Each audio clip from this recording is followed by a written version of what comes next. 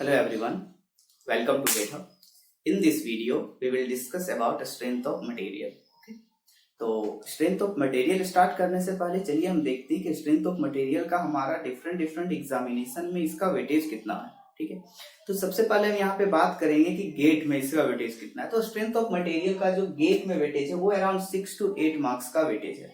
ठीक है, out of 100 marks आपको यहाँ से 6 से 8 मार्क्स के क्वेश्चंस आपको देखने को मिलेंगे. प्रीवियस ईयर का जब आप क्वेश्चन बैंक आप अगर पलटाओगे तो आपको यहाँ से इतना वेटेज का क्वेश्चन यहाँ से देखने को मिलेगा. ठीक है, next move to ESC prelims. ठीक है, ईएससी प्रीलिम्स में around 18 to 23 questions has been asked previous year from strength of material. Okay, so you can expect around on average 20 questions from strength of material out of 150 questions. ठीक है, तो इसका जो हमारा weightage है वो काफी ज्यादा अच्छा हो जाता है. बाकी अगर आप कोई 2 सब्जेक्ट पढ़ेंगे, ठीक है, तो उसमें 10-10 मार्क्स के या फिर 10-10 क्वेश्चंस पूछे जाते हैं. उस हिसाब से strength of material ESC prelims के लिए मैं इसको यहाँ पे 5 स्टार देना चाहूंगा. ठीक है, जो यहाँ से जो क्वेश्चंस पूछे जाते हैं स्ट्रेंथ ऑफ मटेरियल का ईएससी एग्जाम में, वो मोस्टली जो क्वेश्चंस होते हैं वो थ्योरेटिकल कॉन्सेप्ट पे बेस्ड होते हैं. ठीक है, कुछ न्यूमेरिकल क्वेश्चंस भी पूछे जाते हैं. मैं आगे डिस्कस करूंगा कि किस चैप्टर से आपको न्यूमेरिकल क्वेश्चन पूछे जाएंगे, किस चैप्टर से आपको बेसिकली थ्योरी क्वेश्चन पूछे जाते हैं. Okay, next move to ESC mains. ठीक है, जो ईएससी मेंस एग्जाम होता है इसमें जो क्वेश्चन का वेटेज होता है सोम का वो अराउंड 100 to 120 मार्क्स का क्वेश्चन देखा जाता है. ठीक है, अराउंड 600 मार्क्स का मेंस एग्जाम होगा. ठीक है, उस 600 मार्क्स में से 2 पेपर होते हैं, पेपर 1 और पेपर 2. ठीक है, इच पेपर कंटेन्स 300 मार्क्स. तो यहां से आपका जो फर्स्ट पेपर होगा उसमें 100 to 120 marks from the strength of material. Okay, तो ये था हमारा वेटेज कि स्ट्रेंथ ऑफ मटेरियल का मेरा वेटेज कितना है डिफरेंट एग्जामिनेशन के लिए. ठीक है, तो आप इस वेटेज से आप अंदाजा लगा सकते हैं कि स्ट्रेंथ ऑफ मटेरियल हमारे लिए कितना ज्यादा इंपॉर्टेंट हो जाता है. ठीक है, क्योंकि ये जो आपका पेपर है ये पेपर काफी ज्यादा रिलेटेड पेपर है. अगर आपका स्ट्रेंथ ऑफ मटेरियल बहुत अच्छा होगा तो आपका डिजाइनिंग पोर्शंस जो होते हैं मैकेनिकल इंजीनियरिंग और सिविल इंजीनियरिंग के लिए, उन दोनों में आपका जो कॉन्सेप्ट है वो काफी अच्छा इनहेंस हो जाएगा. ठीक है, देखिए अगर आपका स्ट्रेंथ ऑफ मटेरियल अच्छा होगा तो जिससे आपका स्ट्रक्चरल एनालिसिस अच्छा होगा. ठीक है, अगर आप स्ट्रक्चर में अच्छा नॉलेज गेन करना चाहते हैं, अच्छा कॉन्सेप्ट आप डेवलप करना चाहते हैं, तो आपको स्ट्रेंथ ऑफ मटेरियल में बहुत अच्छे प्रकार से पकड़ बनाना पड़ेगा. ठीक है, अगर आपका स्ट्रक्चरल एनालिसिस बहुत अच्छा होगा तो वो आपको हेल्प करेगा आरसीसी, ठीक है, स्टील स्ट्रक्चर, जो ये सब जो हमारे डिजाइनिंग पेपर है सिविल इंजीनियरिंग में, उसमें आपको काफी ज्यादा इंपॉर्टेंट रोल प्ले करने वाला है. ठीक है, तो आप बोल सकते हैं कि स्ट्रेंथ ऑफ मटेरियल हमारा बेसिक हो गया डिजाइनिंग पेपर के लिए. ठीक है, ये मेरा एक एनालिसिस पेपर है. अब हम चलिए देखते हैं कि स्ट्रेंथ ऑफ मटेरियल में हमारा कंटेंट कितना पढ़ना है डिफरेंट एग्जामिनेशन के लिए. ओके, तो यहाँ पे जो मेरा फर्स्ट चैप्टर पढ़ना है वो पढ़ना है हमारा मटेरियल प्रॉपर्टी. ठीक है, ये जो मेरा मटेरियल प्रॉपर्टी है इसमें हमको बेसिकली पढ़ना है stress strain curve and the types and characteristics of different types of material which is used in the design of mechanical engineering and for civil engineering. Okay, इसमें जो क्वेश्चंस बेसिकली पूछे जाते हैं, ठीक है, वो क्वेश्चंस आपका थ्योरेटिकल क्वेश्चंस पूछा जाता है ना. और यहाँ पे जो सबसे इंपॉर्टेंट जो टॉपिक यहाँ पढ़ना है वो हमको पढ़ना है स्ट्रेस स्ट्रेन कर्व. ठीक है, उससे आपको क्वेश्चंस आपको देखने को मिल जाएंगे. ठीक है, नेक्स्ट देखते हैं हम नॉर्मल स्ट्रेस एंड स्ट्रेन. ठीक है, यहाँ पे जो नॉर्मल स्ट्रेस और स्ट्रेन है ये आपका सोम का फंडामेंटल यहाँ से स्टार्ट हो जाता है. ठीक है, कि स्ट्रेस क्या होता है, स्ट्रेन क्या होता है. ठीक है, उसके बिना आपको यहाँ पे सोम में काफी प्रॉब्लम होने वाली है. ठीक है, अगर आपका ये क्लियर होगा तो बाकी के जितने भी हम यहाँ पे टॉपिक पढ़ेंगे, ठीक है, काफी कोई प्रॉब्लम नहीं होगा. ओके, नेक्स्ट जो हमारे यहाँ पे जो चैप्टर है वो है मेरा कॉम्प्लेक्स स्ट्रेस एंड स्ट्रेन. ठीक है, कॉम्प्लेक्स स्ट्रेस और स्ट्रेन काफी ज्यादा इंपॉर्टेंट हो जाता है गेट के लिए. ठीक है, क्योंकि गेट में यहाँ से 1-2 मार्क्स का क्वेश्चन हर साल पूछा जाता है ना, और हमारे ईएससी में भी यहाँ से क्वेश्चंस आपको देखने को मिलेंगे. तो चलिए देखते हैं हमारा नॉर्मल स्ट्रेस और कॉम्प्लेक्स स्ट्रेन में जो हमारे जो बेसिकली जो टाइप के क्वेश्चंस पूछे जाते हैं वो ऑब्जेक्टिव प्लस कन्वेंशनल दोनों टाइप के क्वेश्चंस पूछे जाते हैं. ठीक है, अगर एग्जाम मेरा कन्वेंशनल होगा तो इस चैप्टर से आपकी पॉसिबिलिटी है कि क्वेश्चंस आपको देखने को मिलेगा सोम से. ठीक है, अब नेक्स्ट हम मूव करते हैं टॉर्सन पे. ठीक है, तो स्ट्रेंथ ऑफ मटेरियल जिस भी एग्जाम में पूछा जाता है ऑलमोस्ट आपका टॉर्सन से क्वेश्चन रहना फिक्स है. ठीक है, तो जो टॉर्सन से जो बेसिकली जो फॉर्मूले पे बेस्ड पे क्वेश्चन होता है टॉर्सन इक्वेशन पे. ठीक है, तो ये आपका एक फॉर्मूले पे यहां से आपको एक क्वेश्चन हर एग्जाम में आपको देखने को मिलेंगे. ठीक है, ये काफी छोटा चैप्टर होता है फॉर्मूला बेस्ड. नेक्स्ट बात करते हैं शियर स्ट्रेस. ठीक है, जो शियर स्ट्रेस से जो हमारे जो क्वेश्चंस देखे जाते हैं वो जनरली ऑब्जेक्टिव प्लस कन्वेंशनल दोनों एग्जाम में क्वेश्चंस यहाँ से होता है। नेक्स्ट बात करते हैं बेंडिंग स्ट्रेस। ठीक है, तो यहाँ पे हम देखेंगे बेसिकली कि जो हमारा बेंडिंग के कारण किसी भी बीम या किसी भी मशीन में हमारे जो नॉर्मल स्ट्रेसेस कितने लगते हैं, जिसका हम यूज करते हैं किसी भी स्ट्रक्चरल मेंबर और किसी भी मशीन डिजाइन को यूज करने के लिए। ठीक है, तो इन दोनों में से जो क्वेश्चंस जो टाइप पूछा जाता है वो ऑब्जेक्टिव प्लस कन्वेंशनल, ठीक है, दोनों क्वेश्चंस होता है। अब हम आगे मूव करते हैं। ठीक है, वो है मेरा shear force and bending moment. ठीक है, तो हम क्या करेंगे यहाँ पे शियर फोर्स और बेंडिंग मोमेंट का कैलकुलेशन पढ़ेंगे। ठीक है, ये जो हमारा कन्वेंशनल एग्जाम में भी आपको shear force and bending moment निकालने के लिए दिया जाता है। ठीक है, अगर हम शियर फोर्स और बेंडिंग मोमेंट पढ़नी है तो उसका हम यूज करते हैं एसएफडी एंड बीएमडी ड्रॉ करने के लिए। ठीक है, shear force diagram and bending moment diagram को ड्रॉ करने के लिए। ठीक है, तो हमारा जो एक यहाँ पे चैप्टर रहेगा वो रहेगा एसएफडी एंड बीएमडी। इसमें जो क्वेश्चंस टाइप पूछे जाते हैं वो ऑब्जेक्टिव प्लस कन्वेंशनल दोनों टाइप के क्वेश्चंस पूछे जाते हैं। ओके, नेक्स्ट हमारा जो है यहाँ पे वो है डिफ्लेक्शन। ठीक है, deflection very very very important. ठीक है, डिफ्लेक्शन में हमारे बहुत सारे मेथड्स हैं। ठीक है, उन मेथड्स के हेल्प से हमको क्या करना है, किसी भी बीम में हमको डिफ्लेक्शन फाइंड आउट करनी पड़ती है। ठीक है, तो यहाँ से आपको गेट में क्वेश्चंस देखने को मिलेंगे, ईएससी में भी क्वेश्चंस देखने को मिलेंगे। ठीक है, अगर आप प्रीवियस ईयर अगर आप उल्टा के देखते हो प्रीवियस ईयर क्वेश्चन बैंक, तो आपको डिफ्लेक्शन से सबसे ज्यादा क्वेश्चंस देखने को मिलेंगे आउट ऑफ जितने भी मैं यहाँ पे टॉपिक्स में डिस्कस किया हूँ इन सारे में से। ठीक है, अब हमारा नेक्स्ट है यहाँ पे थ्योरी ऑफ फेलियर। ठीक है, हमारे पास टोटल 5 टाइप के थ्योरी ऑफ फेलियर्स होते हैं। ठीक है, उन 5 टाइप के थ्योरी ऑफ फेलियर्स के बेस पे आपको क्वेश्चंस पूछा जाएगा और यहाँ पे जो क्वेश्चंस का टाइप रहेगा वो टोटली कंसेप्चुअल क्वेश्चंस रहने वाला है, कॉन्सेप्ट बेस्ड। ठीक है, अगर आपको ईएससी में पूछना होगा तो उन्होंने क्या करेगा, न्यूमेरिकल आपको यहाँ से पूछ सकता है, अदरवाइज आपको गेट में यहाँ से 1 मार्क्स के थ्योरी के क्वेश्चंस बनते हैं। ठीक है, जो कि हर साल कंटिन्यूअसली नहीं पूछा जाता, अल्टरनेटिंग ईयर में पूछे जाते हैं। ओके, नेक्स्ट हम यहाँ पे देखते हैं कॉलम पे। तो हमारा जो बेसिकली यहाँ सोम में जो कॉलम के बारे में पढ़ना है वो शॉर्ट कॉलम के बारे में पढ़ना है, यानी यूलर थ्योरम पे हम यहाँ पे बात करेंगे, यूलर इक्वेशन पे। ठीक है, तो हमारा जो कॉलम पे जो क्वेश्चन पूछे जाते हैं वो टोटली ऑब्जेक्टिव क्वेश्चन पूछा जाता है। ठीक है, और हर साल ये क्वेश्चन यहाँ से जरूरी नहीं है कि आपको देखने को मिलेगा। ठीक है, तो ये मैं यहाँ इन सारे सब्जेक्ट को मैं डबल स्टार देना चाहूंगा। ठीक है, अब नेक्स्ट यहाँ पे मेरी बात हो जाती है स्प्रिंग। ठीक है, तो जो कुछ कुछ क्वेश्चंस आपको स्प्रिंग पे मिलेगा, जो स्प्रिंग केवल ईएससी में ज्यादा आपके लिए इंपॉर्टेंट है। ठीक है, spring is not so important for GATE examination, but यहाँ पे अगर आप ईएससी का आप प्रिपरेशन कर रहे हैं तो आपको प्रीलिम्स में यहाँ से क्वेश्चन देखने को मिल जाएगा ऑब्जेक्टिव टाइप। ठीक है, तो this is the whole analysis of strength of material. तो आपको इस वीडियो से आपको इतना पता चल गया होगा कि हमें स्ट्रेंथ ऑफ मटेरियल में कितना फोकस करना है, कौन कौन से चैप्टर्स में हमें किस टाइप के क्वेश्चंस फ्रेम किए जाते हैं। ठीक है, तो चलिए हम यहाँ पे कुछ बुक्स के बारे में मैं आपको डिस्कस करता हूं। तो यहाँ पे हम सबसे पहले बात करते हैं कि हमें कौन कौन से बुक्स फॉलो करने हैं। ठीक है, तो मैं यहाँ पे बहुत सारे आपको रेफरेंस बुक्स में नहीं बताने वाला हूँ। ठीक है, देखिए हमारा best method of preparation he, first of all मैं यहाँ पे बात करूंगा प्रीवियस ईयर गेट क्वेश्चन का। ठीक है, कि आपको ज्यादा नहीं कम से कम जो प्रीवियस ईयर गेट क्वेश्चन है वो आपको 1 से 2 बार लगाने हैं। ठीक है, नेक्स्ट यहाँ पे ESC prelims and mains question. ठीक है, जो ईएससी का जो प्रीवियस ईयर का जो प्रीलिम्स में ऑब्जेक्टिव और कन्वेंशनल दोनों पूछे गए हैं, उन दोनों में से आपको क्वेश्चंस लगाने हैं।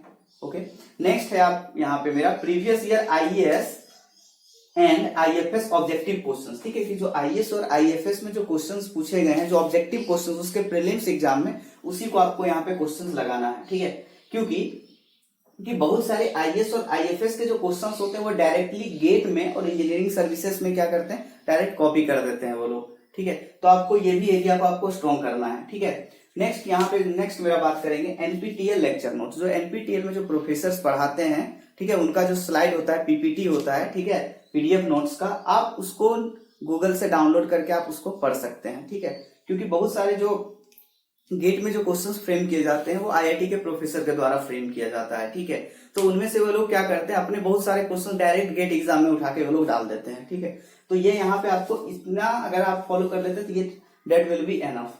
ठीक है, इससे ज्यादा आपको कोई बुक पढ़ने की जरूरत नहीं है, किसी भी क्वेश्चन बैंक को आपको कम से कम 1 से 2 बार आपको बनाना है। ठीक है, तो ये हो गया मेरा बुक्स के बारे में। तो चलिए हम स्टार्ट करते हैं। यहाँ पे सबसे पहला जो हमारा चैप्टर है स्ट्रेंथ ऑफ मटेरियल का, वो है मेरा मटेरियल प्रॉपर्टी। ओके, तो देखिए हमारा जो फर्स्ट चैप्टर है मटेरियल प्रॉपर्टी, ठीक है, ये मेरा काफी छोटा चैप्टर है। इसमें जो क्वेश्चंस हमको पूछे जाते हैं वो टोटली थ्योरेटिकल क्वेश्चन पूछे जाते हैं, ठीक है। ये हमारा सबसे पहले हम यहाँ पे बात करेंगे स्ट्रेंथ के बारे में, ठीक है, कि स्ट्रेंथ हमारा है क्या, क्योंकि हम स्ट्रेंथ ऑफ मटेरियल पढ़ रहे हैं। इसका फर्स्ट वर्ड में यहाँ पे है मेरा स्ट्रेंथ। तो स्ट्रेंथ होता क्या है, ठीक है। सबसे पहले हम यहाँ पे देखते हैं, स्ट्रेंथ होता है मेरा resistance to external load,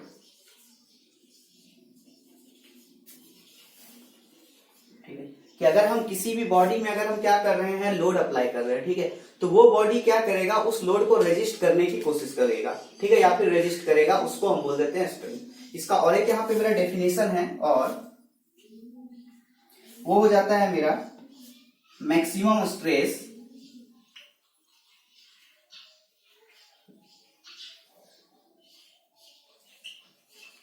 eight failure, ठीक है, कि अगर मेरा किसी भी मटेरियल का अगर स्ट्रेस फेल्योर पोजीशन पे अगर उसकी जो वैल्यू होगी वो मेरा स्ट्रेंथ कहलाएगा, ठीक है ना, मैक्सिमम स्ट्रेंथ एट फेल्योर। अब हम यहाँ पे आपको समझ में आ गया कि स्ट्रेंथ क्या होता है, ठीक है। इसी से रिलेटेड एक मेरा यहाँ पे टर्म आ जाता है, ठीक है, जिसको हम बोलते हैं स्टीफनेस, ठीक है, कि ये मेरा स्टीफनेस क्या होता है, ओके। तो देखिए हमारा स्टीफनेस क्या होता है, क्योंकि आपको बहुत जगह पे इन दोनों का डिफरेंस पूछा जाएगा कि स्ट्रेंथ ऑफ मटेरियल क्या होता है और स्टीफनेस क्या होता है। ये होता है मेरा रेजिस्टेंस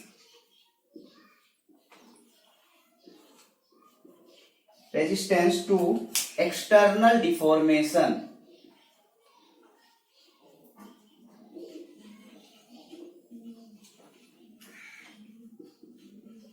ठीक है।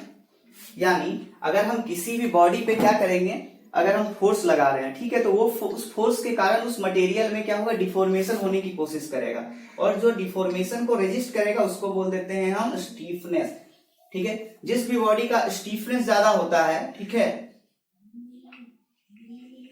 स्टीफनेस ज्यादा होगा उस बॉडी का डिफ्लेक्शन हमेशा कम होगा, ठीक है। डिफ्लेक्शन कम हुआ इसका मतलब क्या हो गया, मेरा फ्लेक्सिबिलिटी कम हो जाता है,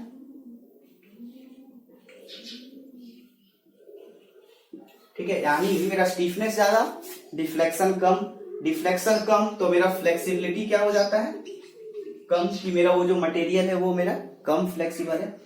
चलिए कुछ देख लेते हैं, हमारा स्टीफनेस के कुछ पॉइंट्स हैं, ठीक है। स्टीफनेस जो होता है वो मेरा होता है सेकेंडरी डिजाइन पैरामीटर,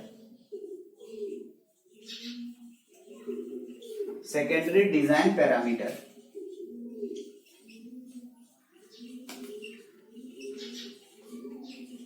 ठीक है। देखिए मेरा जो सेकेंडरी डिजाइन पैरामीटर क्या होता है, पहली बार जब हम किसी भी मशीन या फिर मेरा जो स्ट्रक्चरल मेंबर है उसको हम स्ट्रेंथ के पॉइंट ऑफ व्यू से उसको हम डिजाइन करेंगे। अगर वो मेरा जो भी स्ट्रक्चरल मेंबर है उसका स्ट्रेंथ के लिए वो सफिशियंट है, ठीक है, उसके बाद हम क्या करेंगे, स्टीफनेस को हम चेक करेंगे, क्योंकि किसी भी मशीन और किसी भी मेरा स्ट्रक्चरल मेंबर में अगर एक्सेसिव डिफॉर्मेशन आ जाता है तो भी क्या होता है, वो फेलियर की कैटेगरी में चला जाता है, ठीक है। तो यहाँ पे फेलियर का मतलब ये नहीं कि मेरा जो भी स्ट्रक्चरल मेंबर है वो मशीन है वो कंप्लीटली फेल हो, अगर एक्सेसिव डिफॉर्मेशन है तो वो भी क्या होता है, मेरा यहाँ पे फेलियर के कंडीशन में चला आता है, ठीक है। तो इसको हम क्या करते हैं, पहला हम क्या करेंगे, स्ट्रेंथ पे हम क्या करेंगे, उसको डिजाइन करेंगे। स्ट्रेंथ पे डिजाइन करने के बाद हम नेक्स्ट जो मेरा पैरामीटर है वो स्टीफनेस, हम उस मटेरियल का, उस मशीन का, ठीक है, हम क्या करेंगे, स्टीफनेस चेक करेंगे, ठीक है। Stiffness should be in permissible limit, okay, इसीलिए ये हो गया मेरा सेकेंडरी डिजाइन पैरामीटर, ओके। अब यहाँ पे ये तो था मेरा स्टीफनेस और स्ट्रेंथ के बीच जो भी डिफरेंसेस हैं, ओके। अब चलिए देखते हैं यहाँ पे हमारे कुछ मटेरियल प्रॉपर्टी है। देखिए जो स्ट्रेंथ होता है ये मेरा होता है मटेरियल प्रॉपर्टी होता है, ठीक है, एक पॉइंट यहां से आप लिख सकते हैं मटेरियल प्रॉपर्टी,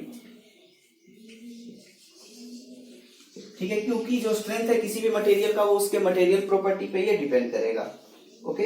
एंड यहाँ पे जो हम डिजाइन को यूज करेंगे, प्राइमरी डिजाइन पैरामीटर ये होता है, ठीक है। स्टीफनेस सेकेंडरी होता है, ये मेरा primary design parameter, primary design parameter,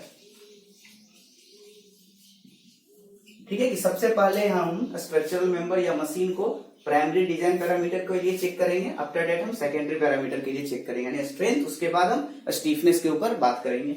okay, तो ये था मेरा यहाँ पे कुछ design parameters and strength and stiffness. Okay, चलिए अब हम कुछ यहाँ पे मटेरियल्स के बारे में हम देखेंगे। ठीक है, कि सबसे पहले देखिए जो हमारा स्ट्रेंथ ऑफ मटेरियल में यूज करते हैं उसको हम स्टील यूज करते हैं। ठीक है, स्टील का यूज हम कहाँ कहाँ पे करते हैं, स्टील जैसे बहुत जगह पे हमारा मशीन्स के डिजाइन में हम स्टील का यूज करते हैं। ठीक है, हम सिविल इंजीनियरिंग में जो रिइंफोर्समेंट में जो यूज करते हैं उसको स्टील में यूज करते हैं। ठीक है, तो इसमें हम देखिए दो टाइप की स्टील जनरली यूज करते हैं। ठीक है, एक होता है मेरा माइल्ड स्टील।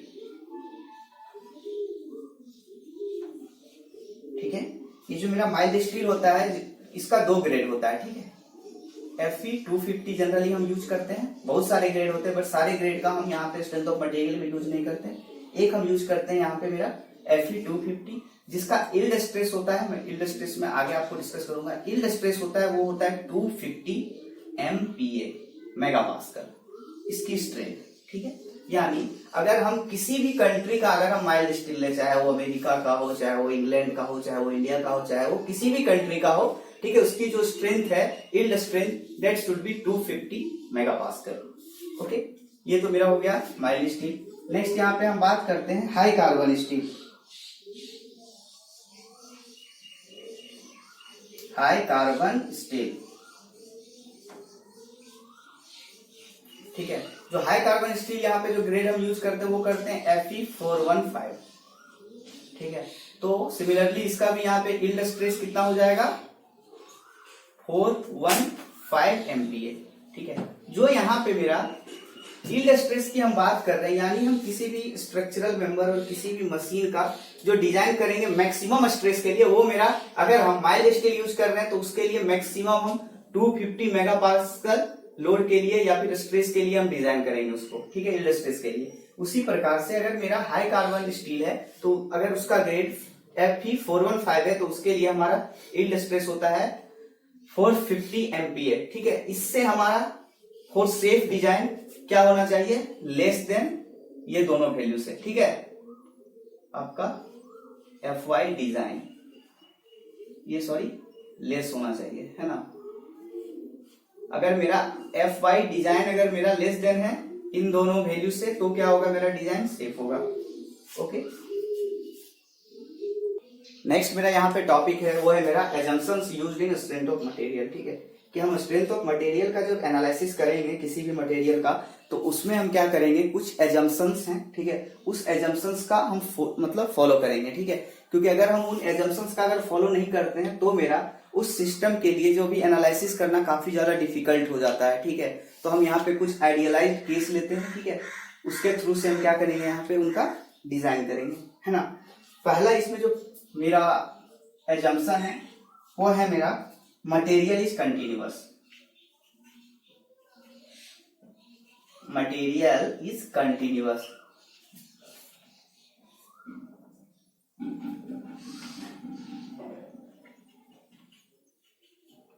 देखिए, मटेरियल जो मेरा कंटिन्यूअस कहने का यहाँ पे मतलब है, ठीक है, कोई भी इस वर्ल्ड में कोई भी ऐसा मटेरियल नहीं है जो 100% कंप्लीटली 100% कंटिन्यूअस हो। इसका कहने का मतलब है कि कोई भी मेरा मटेरियल हो उसमें कोई ना कोई जरा सा भी पॉइंट समथिंग के फॉर्म में भी डिफेक्ट्स हो सकते हैं, नंबर वन, और उसमें वॉइड्स मेरा प्रेजेंट होगा। ठीक है, बट हम स्ट्रेंथ ऑफ मटेरियल्स में ये मान के चलते हैं क्योंकि हमारा एनालिसिस को आसान करने के लिए कि जो मेरा मटेरियल है वो कंटिन्यूअस है, उसमें किसी भी प्रकार का कोई वॉइड्स नहीं है, कोई डिफेक्ट्स नहीं है। ठीक है, तो इसका मतलब यहाँ पे जो मेरा हो गया no voids, no voids. Okay, next इसमें जो मेरा हो जाएगा no cracks, third one no defects. ठीक है, हम क्या करेंगे, अगर जैसे सपोज दैट अगर ये मेरा कोई एक मटेरियल है, ठीक है, इस मटेरियल में क्या होगा, बहुत सारे कुछ वॉइड्स होंगे इस फॉर्म में, ठीक है, कुछ क्रैक्स के फॉर्म में होंगे कुछ थोड़े, बट ये मेरा एक्चुअल है किसी भी मटेरियल का, बट हम इसको क्या करते हैं, एजम्पशंस में हम ये मान के चलते हैं कि इट इज कंप्लीटली कंटिन्यूअस, इसमें ना वॉइड्स है ना क्रैक है, कुछ नहीं है। ठीक है, ये तो मेरा पहला एजम्पशन था। दूसरा एजम्पशन से मेरा वो है मेरा होमोजीनियस। ठीक है, material is homogeneous and isotropic.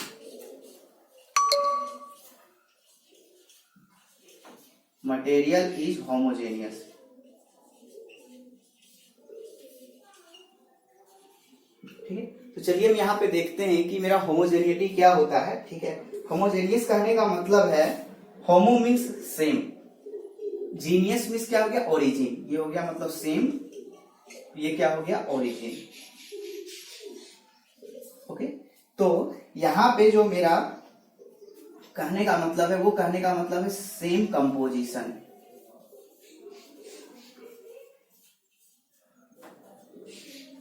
ठीक है, जो सेम कंपोजिशन होगा आइदर केमिकल हो सकता है, केमिकल, आइदर फिजिकल हो सकता है,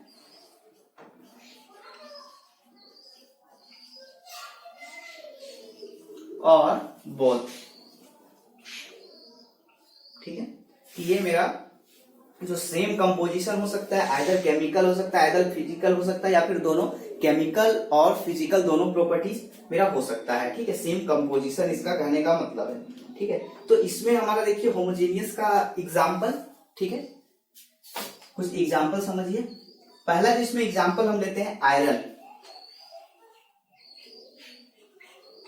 आयरन जो मेरा होता है वो मेरा होमोजीनियस होता है। ठीक है, सेकेंड गोल्ड।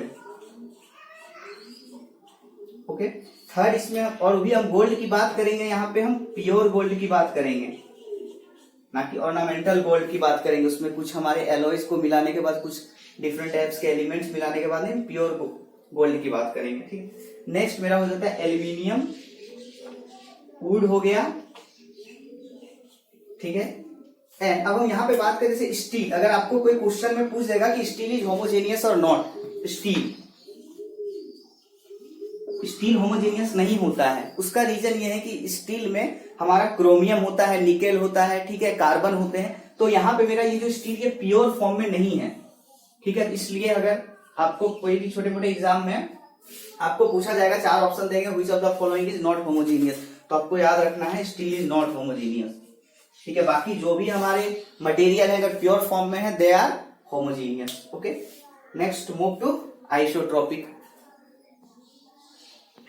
नेक्स्ट मेरा यहाँ पे जो एजम्पशन है वो है मेरा आइसोट्रोपिक। ठीक है, आइसोट्रोपिक होता क्या है, देखिए यहाँ से समझिए।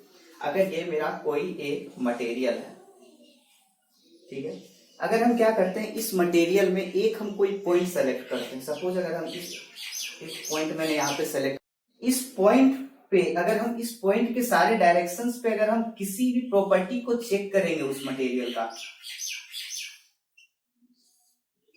ठीक है, तो वो प्रॉपर्टी का जो मेरा वैल्यू है वो सेम होना चाहिए, यानी कांस्टेंट होगा through out the matter. Suppose अगर हम क्या करते हैं, यंग्स मॉड्यूलस को चेक कर रहे हैं, तो इस पॉइंट पे अगर हम इस डायरेक्शन में जाएंगे तो भी इस डायरेक्शन में भी ई होगा, इस डायरेक्शन में भी ई होगा, इस डायरेक्शन में भी ई होगा, इस डायरेक्शन में ई, इस डायरेक्शन में ई। तो इससे ये पता चल रहा है कि किसी भी हम एक पॉइंट सेलेक्ट करते हैं, उस पॉइंट के सारे डायरेक्शन में मटेरियल प्रॉपर्टी सेम होगा, तो उसको हम बोल देते हैं आइसोट्रोपिक। ठीक है, तो इसका देखिए यहाँ पे जो डेफिनेशन होता है, at a point